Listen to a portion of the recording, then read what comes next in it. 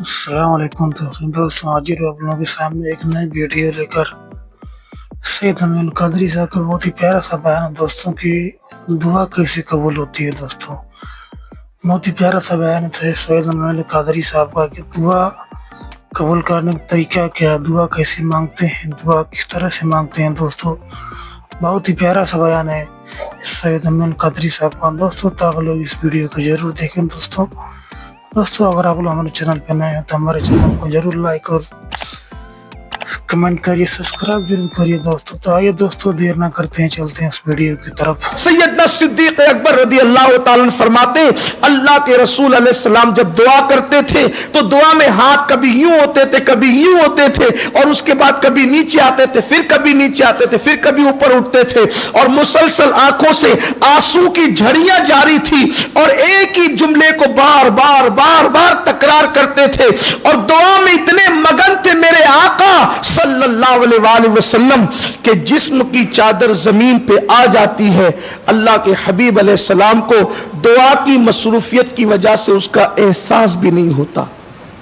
हुजूर अलैहिस्सलाम के बदन से चादर जमीन पे आ जाती है और अल्लाह के हबीब अलैहिस्सलाम को एहसास भी नहीं होता। सिद्दीक अकबर कहते हैं मैंने चादर उठाई, सरकार के जिस्म अक़दस पे डाल दी और अर्ज़ की या रसूल अल्लाह, अल्लाह अपने वादे को पूरा फरमाएगा।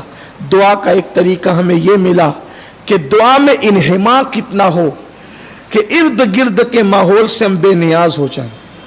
दुआ करते वक्त हमारा चेहरा किसको कैसा लग रहा है इसकी फिक्र निकाल दें, हमारे अल्फाज क्या हैं इसकी फिक्र निकाल दें।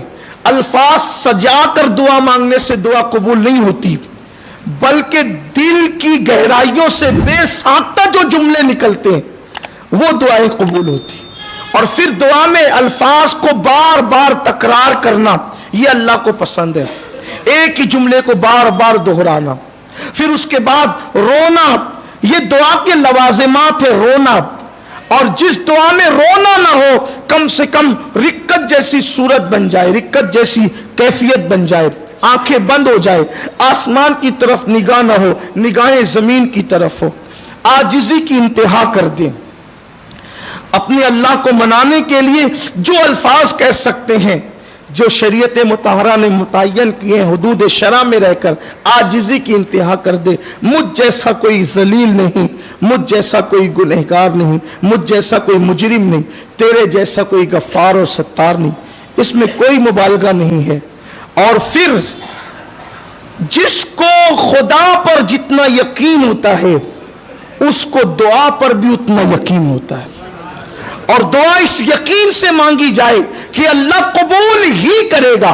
किसी से पूछा गया, किसी बुजुर्ग से, मकबूल दुआ की निशानी क्या है? फरमाया इस यकीन से मांगी जाए कि अल्लाह कबूल ही करेगा। जो दुआ कबूल ही करेगा के यकीन के साथ मांगी जाती है, अल्लाह उस दुआ को कबूल ही करता है।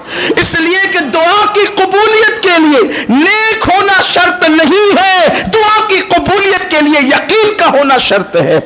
बड़े से बड़ा पापी अगर यकीन से मांगे कुदरत उसको भी अता कर दे, और बड़े से बड़ा मुत्तकी शक में मुब्तला हो जाए कुदरत उसकी दुआ को भी रद्द कर दे। दुआ के लिए नेक होना शर्त नहीं। कभी लोग मायूस होकर कहते मौलाना हम क्या दुआ करें, हम तो गुनहगार है। क्यों? खुदा गुनहगारों का रब नहीं है, उसका वादा तो सबके साथ यकसा है। उदऊनी अस्तजिब लकुम, मुझसे मांगो मैं तुम्हें जरूर अता करूंगा। मुतलकन ऐलान है, जो मांगे अल्लाह का ऐलान सबके लिए। बल्कि ये बात भी कह दूं, अगर आप इसको हजम कर सके तो हदीस पाक में अगर अल्लाह से काफिर भी यकीन के साथ मांगता है तो अल्लाह उसका कुफ्र नहीं देखता, बल्कि जो खुदा से मांगता है खुदा उसको भी अता कर देता। इसकी एक नहीं हजारों मिसालें, क्योंकि उसकी रहमत सबका, वो रब्बुल आलमीन है, वो आलमीन का रब है। लेकिन मसला सबसे बड़ा यह है कि हम मांगते नहीं।